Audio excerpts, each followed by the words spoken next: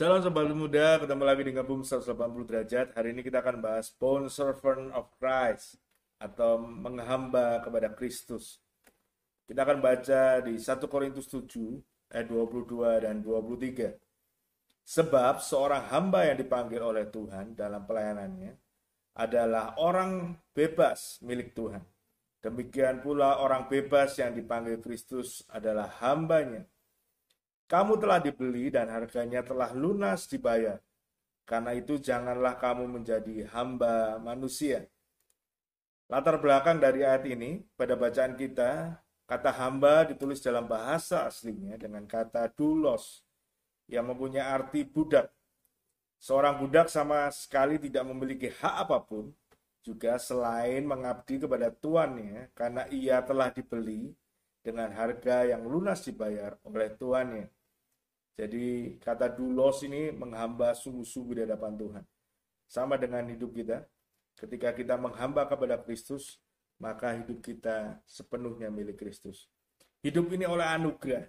Yes, demikian pula kita ini bukan lagi budak dosa, melainkan hamba Allah karena kita sudah dibeli dan harganya lunas dibayar oleh darah Kristus yang mahal. Ya, ingat ya bahwa hidup kita sudah ditebus oleh darah Kristus di atas kayu salib. Yesus mati, pada hari ketiga bangkit memberikan kemenangan dan keselamatan itu bagi kita. Karena itu hidup kita bukan lagi milik kita sendiri, melainkan milik Tuhan. Kita hidup hanya oleh anugerahnya, dituntut untuk memuliakannya, Sang Tuhan dari segala Tuhan. Hidup kita untuk memuliakan nama Tuhan. Bukan lagi tujuan yang lain, tapi biarlah hidup kita hanya memegahkan, memuliakan nama Allah kita yang luar biasa, Yesus Kristus Tuhan. Hamba sama dengan pengabdi. Ini bicara tentang sebuah pengabdian, yaitu pengabdian yang berkualitas harus dijalani dengan sikap setia. Mulai dari setia dalam perkara-perkara kecil, maka kita akan terlatih untuk setia dalam perkara-perkara yang besar pula. Jadi kehidupan kerohanian kita juga harus dilatih untuk setia di hadapan Dia. Saya selalu bicara ini ke anak-anak remaja juga pemuda. Pentingnya saat teduh. Kenapa? Dengan saat teduh kita bisa melatih dari hal-hal kecil. Bagaimana kita melatih hidup kita, melatih diri kita untuk setia membaca firman Tuhan. Dari satu ayat, satu perikop, bahkan satu pasal hingga 3 pasal, hingga akhirnya kita bisa baca keseluruhan Alkitab dari Kejadian sampai Wahyu. Itu membangun kesetiaan kita, membangun rasa cinta kita dan kebergantungan kita kepada Tuhan melalui firman Tuhan. Makanya saya selalu mengingatkan untuk kita terus melakukannya dengan konsisten dan setia. Karena dari situlah Tuhan melihat hati kita dan kita mau dibentuk untuk terus setia di hadapannya, menghambakan diri di hadapan Dia. Hamba baik dan setia. Matius 25:21 dikatakan gini, maka kata Tuhan itu kepadanya, baik sekali perbuatanmu itu, hai hambaku yang baik dan setia. Engkau telah setia dalam perkara kecil, aku akan berikan padamu tanggung jawab dalam perkara yang besar. Masuklah dan turutlah dalam kebahagiaan Tuhanmu. Jadi kita tahu ya, Matius 25 ini bicara tentang talenta, ada yang dikasih 5, ada yang dikasih 2, dan ada yang kasih 1. Yang 5 jadi 10, yang 2 jadi 4, yang 1 bersungut-sungut, kenapa aku hanya dikasih 1? Tuanku ini jahat. Dan akhirnya apa yang dilakukan? Yang 1 ini dikubur, dan ketika tuannya datang meminta pertanggungjawaban, yang dapat talenta 1 ini marah-marah kepada tuannya. Gitu ya. Dan itu adalah tindakan yang malas dan jahat. Hari ini kita mau jadi hamba yang baik dan setia. Kita kedapatan ketika kita diangkat Tuhan atau ketika kita bertemu dengan Tuhan nanti ketika kita meninggal, kita akan berjumpa dan berkata, dan kita rindu mendengar, hai hambaku yang baik dan setia. Kita mau kedapatan setia di hadapan Tuhan karena kita mau melatih hidup kita, melatih daging kita untuk tetap setia di hadapan Tuhan.